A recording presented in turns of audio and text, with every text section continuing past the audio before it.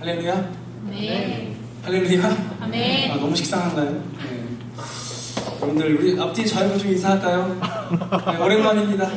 네, 제가 듣기로는 여름 사역 기간에 지금 정기 집회가 없던 걸로 알고 있습니다. 굉장히 오랜만이시죠? 네. 있습니다. 네, 여러분들 반갑습니다. 저를 어떻게 소개하면 좋을까? 이거를 계속 고민했습니다. 설교보다 이거를 더 고민한 것 같아요. 저를 어떻게 소개하면 좋을까? 저는 뭐 유명한 사람도 아니고, 여기 오셨던 분들은 뭐 한 교회 뭐 담임 목사님이나 아니면 뭐 유명하신 분들이 오신 것 같은데, 한참 고민했는데 결국 돌고 돌아서 온 건 뭐냐? 저는 그냥 이충성 전도사고요. 이름처럼 살려고 노력하는 사람입니다. 제가 어릴 때부터 이름이 이충성이다 보니까 제가 잘 안 하면 부모님이 욕먹더라고요. 넌 어디다 충성하는 거냐? 부모님이 왜 그렇게 이름 지었냐? 그러다 보니까 자연스럽게 정말 모든 일에 충성을 다하려고 그렇게 살아왔습니다. 그래서 저는 지금 고천교회 사역하고 있고, 그냥 작게 말씀드리면은 제가 전한 대로, 제가 믿는 대로, 제가 아는 대로 살려고 삶 속에서 발악하며 살아가는 게 평범한 사람입니다. 특별한 거 없고요. 그냥 여러분들께 제가 받은 은혜를 나누고자 오늘 이 자리 가운데 나왔습니다. 여러분들 또 굉장히 좀 꼰대처럼 들릴 수 있겠지만, 저는 여러분들 또래 안 해본 일이 없습니다. 굉장히 꼰대처럼 들리죠? 네. 저는 하나님 나라를 이루며 꿈꾸는 개척교회를 페이 없이 3년 이상 같이 동역하느라 제 주중의 삶을 포기하고, 이제 여러분들 잘 아는 것처럼 이제 월요일날 수업을 몰빵하는 대학원이 있죠. 저희 학원 대학원 중에 목회반이죠, 목회반. 그걸 하면서 화수목금토 제가 일을 하면서 이제 사역을 했었습니다. 저는 정말 많은 다양한 일을 했었습니다. 여러분들 제가 무슨 일을 할 것 같처럼 보여요? 뭘 했을 것 같아요? 상하차. 노가다요? 상하차, 택배 상하차, 노가다. 또 뭐가 있을까요? 맥도날드. 네. 제가 가장 처음 한 일은 뭐냐? 진짜 말 그대로 노가다였습니다. 노가다. 왜냐면 저 몸 쓰는 일 자신 있었거든요. 저는 몸 쓰는 게 너무 좋아서 노가다를 시작했습니다. 근데 여러분들 그것도 잠깐이더라고요. 아파와요. 의지는 있는데 아파오더라고요. 이게 들어오는 돈은 좋은데 몸이 아프니까 많이 못하겠더라고요. 그래서 한 게 뭐냐? 또 찾아보니까 큰 대형 포럼에서 안전요원을 했었습니다. 근데 그 안전요원을 하는데 이제 좀 많이 큰 포럼이었습니다. 근데 갔는데 여러분들 제가 한 가지 마음의 상처를 그게 있습니다. 뭐냐면은 저는 안전요원을 하면서 짐을 나누고 막 엄청나게 무거운 걸 나누고 하는데, 어떤 자매님들은 서서 그냥 안녕하세요만 하는데 저보다 시급이 높은 거예요. 저보다 1급을 더 많이 받는 겁니다. 그래서 저는 거기 상처받아가지고 이건 안 되겠다 싶어서 나왔습니다. 그리고 또 한 게 뭐냐? 경호원을 했습니다. 잘 어울린다. 굉장히 잘 어울렸어요. 경호원을 했었습니다. 경호원도 했었고요. 그 다음 또 이제 엑스트라 일도 했었습니다. 뭐 영화 계속 한 건 아니고요. 그냥 잠깐 했었습니다. 그렇게 택배 상하차 알바도 제가 또 했었는데 그것도 쉬운 일이 아니더라고요. 많이 다 도망갑니다. 그리고 제가 마지막으로 했던 게 뭐냐? 바깥 세상에서 마지막으로 했던 게 에어컨 설치기사를 했었습니다. 여러분들 그거 얼마나 힘든지 아십니까? 근데 그게 여러분들 사역이랑 다를 게 없습니다. 뭐냐면요, 남이 서비스를 받고자 내가 서비스를 하는 사람이 되는 겁니다. 사역과 같다고 저는 이게 하나님 나라다 생각했습니다. 그들을 시원하게 해주고자 내가 고생한다. 근데 안타깝게도 아파트 3층 높이에서 제가 떨어져가지고 그 다음 발목이 제가 다쳤습니다. 그래서 제가 지금도 무릎 꿇고 기도를 못합니다. 하여튼 그렇게 제가 바깥 일을 했었고, 그 다음 마지막으로 이제 제가 아까 말씀드린 그 개척교회가 북카페를 하게 되었습니다. 거기서 제가 그 북카페에서 뭘 했겠습니까? 바리스타를 했습니다. 바리스타도 잘 어울리지 않습니까? 바리스타 별거 없더라고요. 수염만 기르면 되는 것 같아요. 사람들이 인정해줍니다. 그럼 바리스타를 하면서 제가 월요일은 대학원을 다니고 화요일부터 토요일까지 아침 8시부터 밤 9시까지 일을 했었습니다. 그때도 페이는 없었습니다. 근데 여러분들 정말 이름처럼 살지 않았습니까? 고개를 끄덕여주셔서 감사합니다. 근데 여러분들 제가 그렇게 많은 일을 하면서 들었던 생각이 뭐냐면요, 요즘 세상 청년들, 요즘 직장인들 쉽지 않구나 했습니다. 정말 쉽지 않더라고요. 많은 유혹도 있었습니다. 세상 사람들과 일하니, 교회 밖에서 일을 하니 정말 다양한 유혹이 있었습니다. 제 의지와 상관없이 어느 날 잠깐 화장실을 갔다 왔더니 옆에 도우미 분이 앉아 계신 거예요. 이렇게 말 못할 다양한 일들이 제 삶에서 있었습니다. 그때마다 참 속으로 많이 기도했습니다. 원망도 많이 했습니다. 많은 생각이 들었습니다. 나도 차라리 나 오라는 교회 가가지고 사역했으면 편하게 했을 텐데, 내가 꿈꾸는 사역하면서 그냥 사례비 받으면서 이랬으면 좋았을 텐데, 이런 생각을 많이 했었습니다. 다시 돌아와 여러분들, 꼰대처럼 들릴 수 있겠지만 여러분들의 삶에 대해서 조금이나마 이해합니다. 그럼에도 그러한 세상에서 유혹을 이기며 버티며 살아가는 사람들이 우리지 않습니까? 그런 문화에서 버티며 악착같이 하나님의 뜻을 이루는 사람들이 우리 성전인 교회 공동체가 아니겠습니까? 오늘 말씀을 통해서 그러한 믿음의 결단이 있기를 소망합니다. 오늘 여러분들 본문의 주제가 무엇이죠? 충성인데 피스티스입니다. 피스티스. 저는 깜짝 놀랐습니다. 전 제 사진이 이렇게 많이 붙죠. 결혼식장에도 제 사진 저렇게 많이 안 붙어 있었거든요. 엄청 붙어 있더라고요. 네, 감사했습니다. 네, 감사했어요. 네. 이 피스티스라는 단어인데, 이 피스티스가 다양한 의미로 성경에서 사용되어집니다. 대표적으로 세 가지만 말씀드리겠습니다.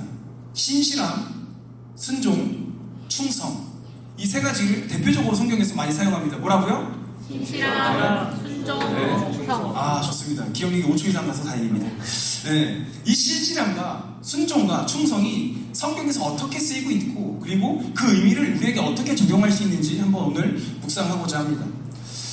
오늘 본문을 한번 다 같이 읽어볼까요? 21절만 다 같이 읽어보겠습니다. 시작! 이제는 율법 외에 하나님의 한 의가 나타났으니 율법과 선지자들에게 증거를 받은 것이라. 네, 아멘.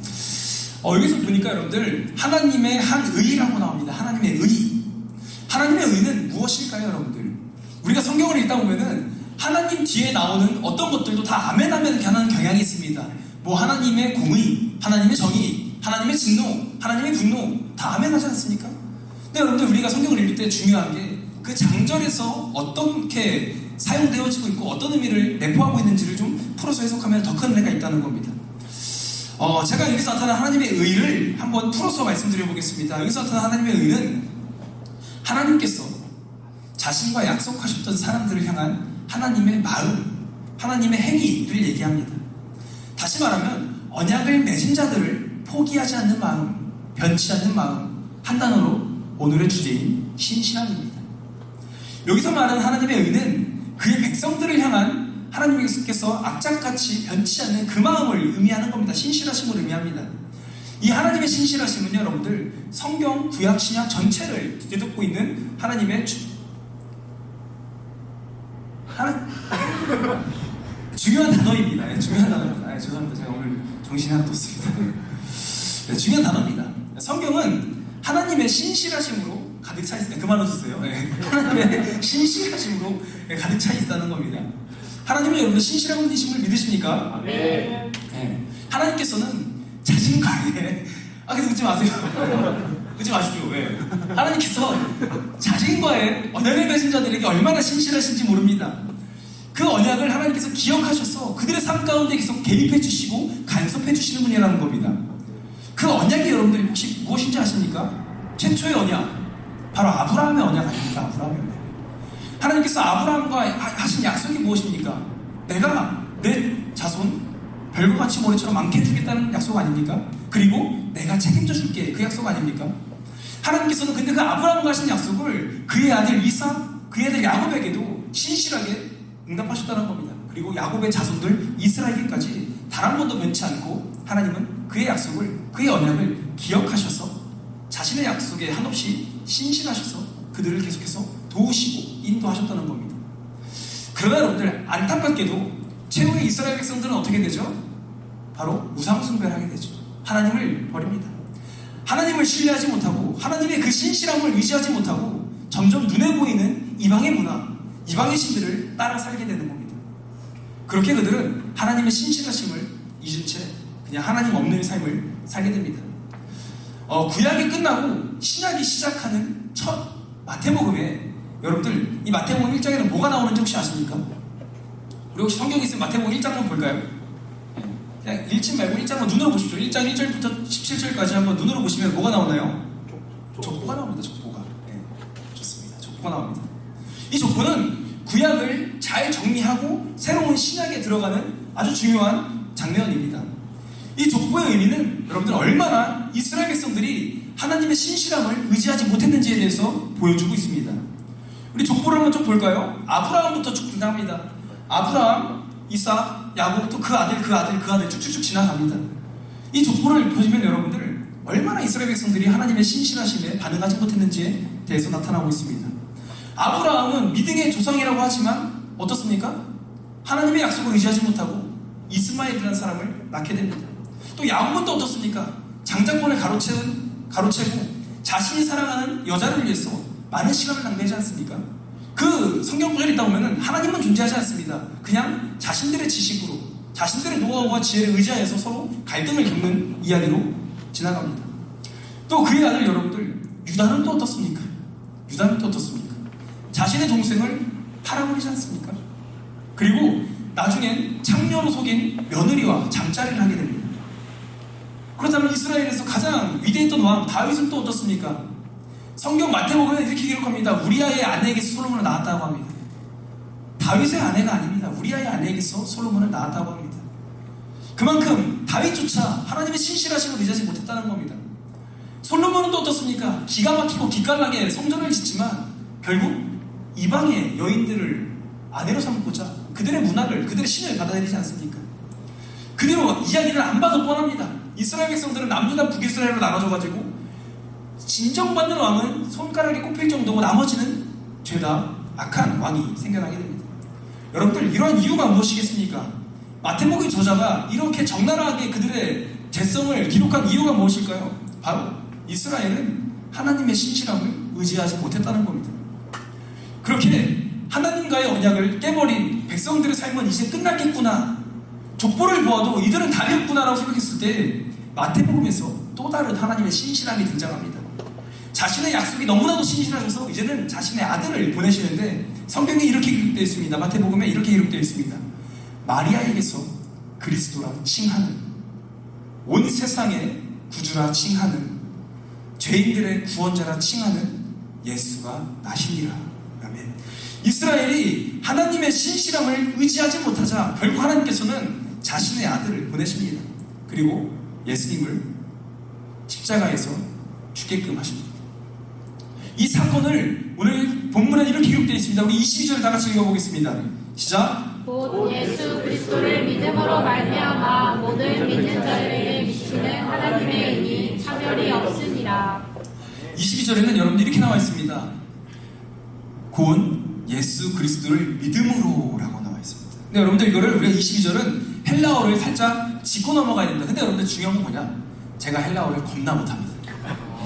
저 겁나 못하는데 제가 이해했을 정도면 여러분들도 충분히 이해할 수 있다 없다? 있다는 겁니다. 네. 헬라어에 누가 있다는 자신 크게 얘기합니다. 굉장히 상처네요. 네, 좋습니다. 이 22절에서는 피스티스 예수스 크리스투라고 합니다. 좀 복잡하시겠지만 오늘 본문처럼 예수 그리스도를 믿음으로라고 말했으면 그 사이에 전치사가 들어가야 됩니다. 근데 전치사가 등장하지 않습니다.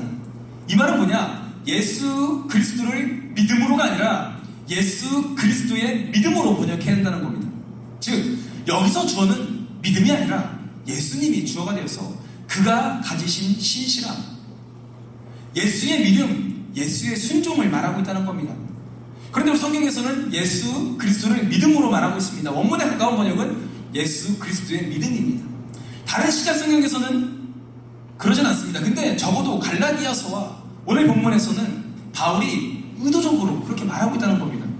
그렇다면 여러분들께서 질문하실 수 있습니다. 아니, 예수를 믿는 것과 예수의 믿음이 뭐가 다른 거죠? 라고 물을 수 있는 것 같습니다. 결론적으로는 크게 다르진 않지만 우리가 받아들일 때의 느낌이 다르다는 겁니다.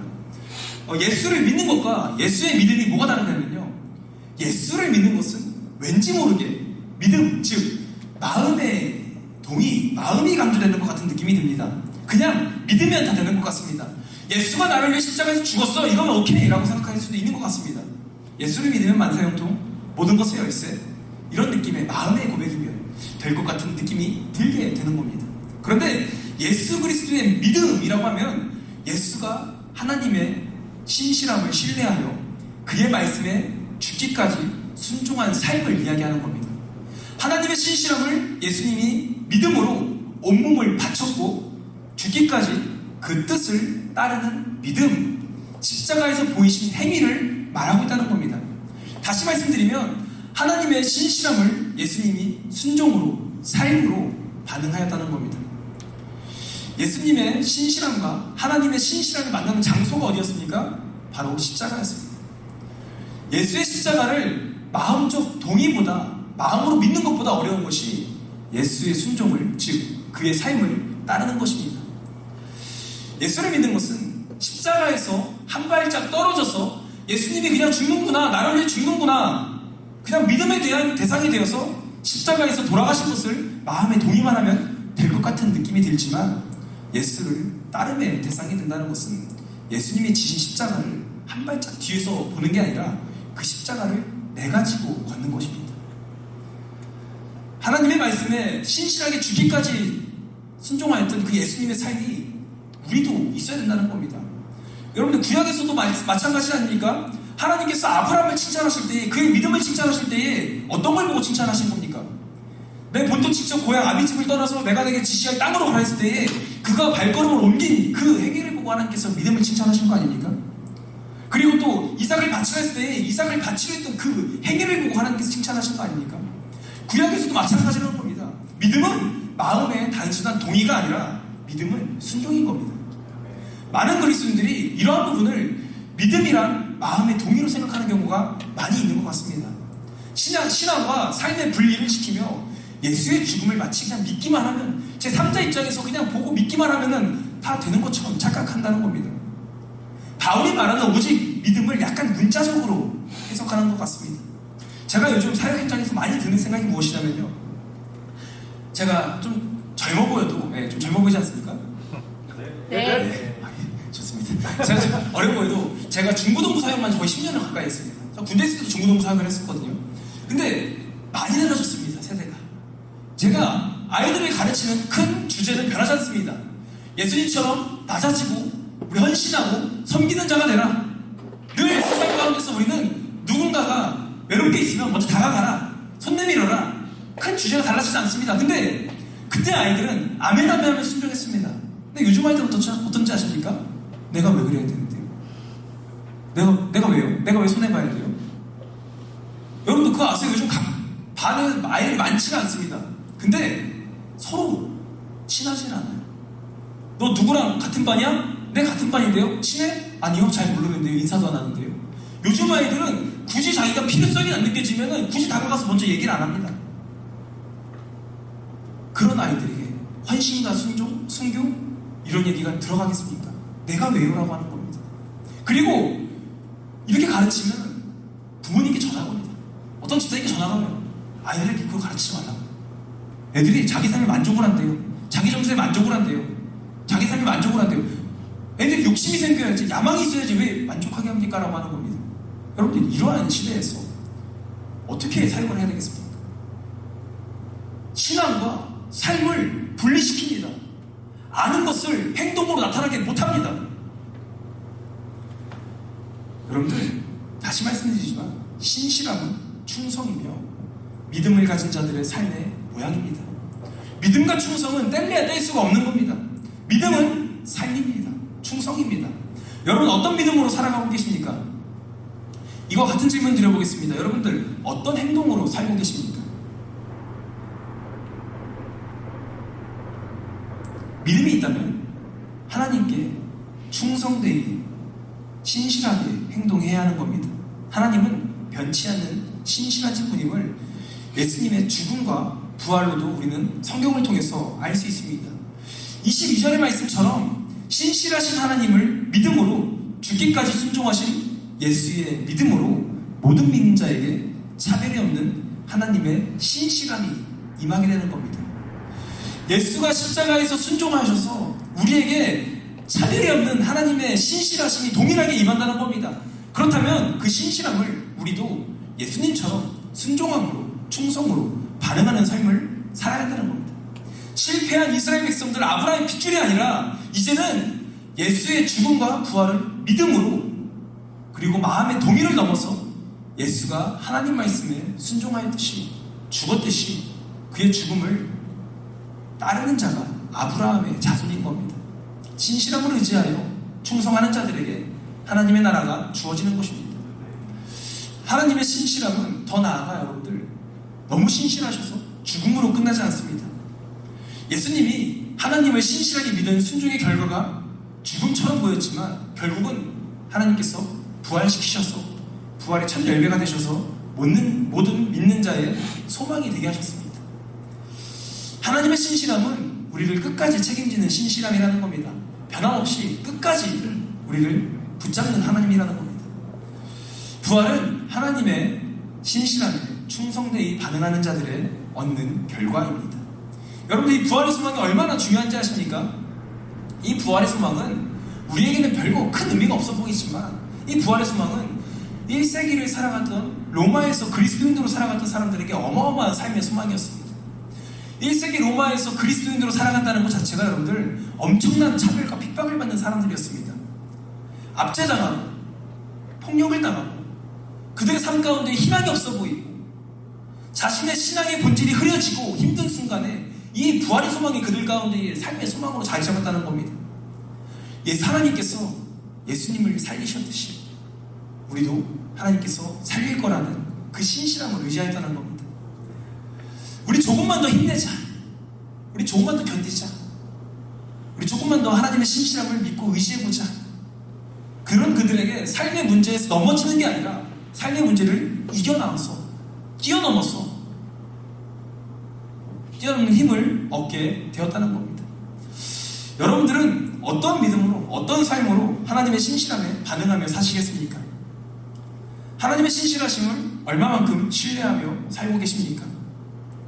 이스라엘 백성들과 로마를 살아가던 그리스도인들과 지금 우리의 차이가 사실 많이 없어 보입니다. 달라 보이지 않습니다. 우리 삶에서도 많은 유혹이 있습니다. 저도 바깥에서 일했을 때 정말 많은 유혹이 있었다고 말씀드리지 않았습니까? 정말 많은 유혹이 있었습니다. 우리 삶에서도 많은 고난과 역경이 있습니다. 로마에서 살고 있던 그리스도인들이 고난과 역경이 있듯이 우리도 고난과 역경이 있습니다. 여러분들 단 한 번도 신앙생활이 쉬웠던 적은 없습니다. 예나 지금이나 사람 사는 문제는 같다는 겁니다. 똑같이 어렵고 똑같이 힘듭니다. 신앙 지키기 좋은 시절이 어디 있겠습니까? 내가 있는 곳이 내가 하는 것이 제일 힘든 것이 아닙니까? 그렇지만 여러분들 로마에서 그리스도인들이 자신들의 신앙을 위해서 목에 칼이 들어와도 웃으면서 죽을 수 있었던 이유가 무엇이냐? 신실하신 하나님을 신뢰했기 때문입니다. 죽기까지도 충성한 이유는 뭐냐? 신실한 하나님을 믿었다는 겁니다. 신실하신 하나님의 백성들은 충성으로 살아야 되는 겁니다. 성도들은 예수를 주라 고백하는 사람들은 충성으로 살아야 되는 겁니다. 성경은 하나님의 신실함을 공개적으로 선언하고 있습니다. 하나님의 신실함으로 둘러싸여 있습니다. 그러니 이 성경이 우리에게 말하는 게 뭐냐? 너희들도, 읽는 너희들도 그 신실함을 믿어보라는 겁니다. 읽는 독자들도 하나님의 신실함을 권유하는 겁니다. 여러분들 그렇다면 하나님께서 우리에게 말씀하시는 충성된 삶은 무엇이겠습니까? 예수님의 삶입니다. 예수님의 삶. 예수님께서 어떤 삶을 사셨습니까? 고아와 과부, 약자를 위한 그의 마음이 있지 않았습니까? 높은 자리가 아니라 낮은 자의 모습으로 헌신과 섬김의 그 자리를 가지 않으셨습니까? 병든 자를 위해, 죽어가는 자를 위해 발걸음을 옮기는 예수님이지 않았습니까? 그리고 마지막으로 나를 위해가 아니라 누군가를 위해 죽는 그러한 삶이 우리에게도 있어야 된다는 겁니다. 여전히 아직도 내 욕심, 내 욕망, 내 생각이 나의 삶에 우선이지 않습니까? 여전히 하나님을 신뢰하지 못하고 계시진 않습니까? 예수님처럼 살면 손해볼까봐, 빨리 갈 수 있는 길을 더디 갈까봐, 귀찮을까봐, 피해볼까봐 여전히 아직도 마음의 고백만 하고 있진 않습니까? 예수님이 나를 위해서 죽으셨어, 아멘, 그거면 할렐루야 다 된다, 이런 마음 있지 않습니까? 믿음이 여러분들 삶이 되지 못한다면 그 믿음을 돌아봐야 됩니다. 내가 가진 믿음이, 내가 가진 진리가 맞다면 살아내야죠. 그게 믿음 아니겠습니까? 믿음은 삶으로 드러나야 되는 겁니다. 만약에 그게 아니면 여러분들 한번 여러분들의 믿음을 되돌아보시길 바랍니다. 저는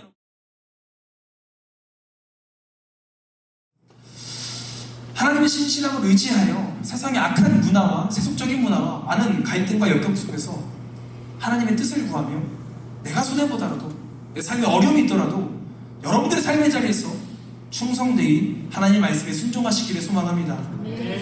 예수님께서 마지막으로 기도했을 때에 이 잔을 내게 옮겨달라고 했던 그 외침에서 결국 하나님의 뜻을 구하며 자신의 생각을 내려두고 십자가에서 죽으셨듯이 우리도 우리의 생각을 내려두고 내가 죽어야 됩니다. 내 고집과 내 욕심이 죽어야 되는 겁니다. 하나님 말씀으로 우리를 채워야 되는 겁니다.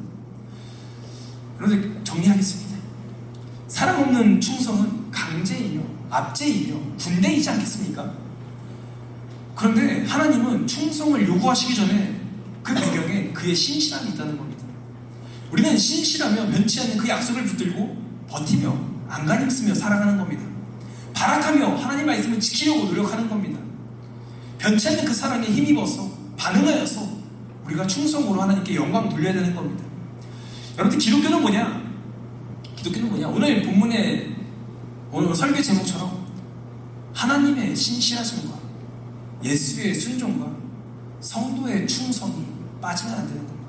이 세 가지가 없으면 여러분들 의심해봐야 됩니다. 이 세 가지가 반드시 있어야 되는 겁니다. 여태까지 우리 믿음이 하나님의 신실함과 예수의 순종까지 있었다면 여러분들 삶에 충성이 있길 소망합니다. 이전까지 혹시 마음의 동의로만 내가 신앙생활했다면 이 시간에 하나님의 신실하심을 의시하여 충성된 성도로 살겠다는 결단의 시간이 있기를 소망합니다. 우리 이 시간 다 같이 찬양하시겠습니다.